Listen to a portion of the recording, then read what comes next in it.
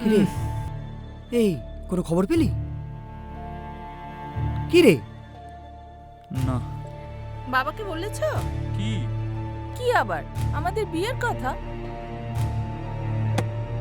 I am totally confused.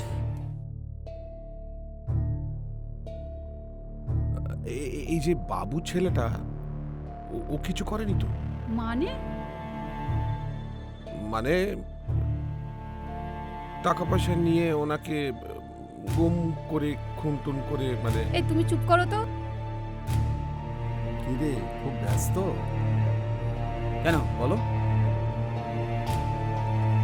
আরে কি হয়েছে? কি হয়েছে ছোট? কাঁদিস